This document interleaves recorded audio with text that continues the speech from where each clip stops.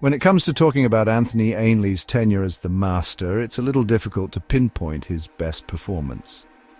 My introduction to this version of the character came with the original broadcast of Survival, and at the time I had no real comparison. Years later I discovered Roger Delgado's suave, calculating original Master, as well as the grotesque menace of Peter Pratt and Geoffrey Beevers.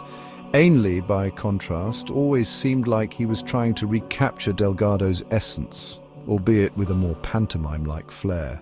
Unlike some of his predecessors, he rarely played second fiddle to another villain, but his portrayal often veered into camp, which could be both entertaining and frustrating depending on the story. Welcome to the Snake Pit, where we're full of bile and venom. I'm your host, Snake Damon, and today I'm looking at one of the most enduring villains of Doctor Who, the Master, as played by Anthony Ainley. Now let's get into Survival. Ainley's final outing as the Master in the original Doctor Who run. Throughout his tenure, spanning 31 episodes, Ainley's Master faced off against 3 different Doctors, always scheming to extend his life, preferably with a fresh set of regenerations. In the 5 Doctors, the Time Lords dangled the promise of a new regeneration cycle in exchange for his help, but, big surprise, it never materialized.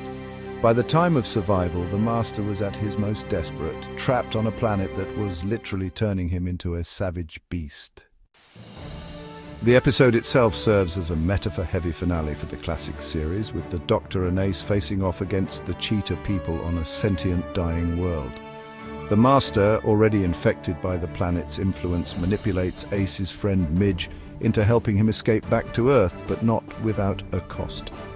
The climax sees the Doctor refuse to succumb to violence, leaving the Master stranded on the crumbling planet, though given the nature of Doctor Who, we all knew he'd survive somehow.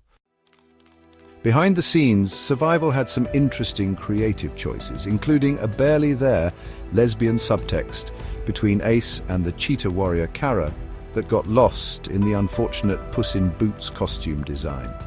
Writer Rona Munro had envisioned a more subtle transformation for the cheetah people, just some pigmentation, sharp teeth and piercing eyes, but instead we got furry cosplay rejects.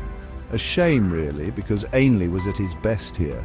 He finally felt like his own Master rather than a shadow of Delgado. Sure, it took until the last serial of the classic run for that to happen, but since Survival was my introduction to him, I can live with it.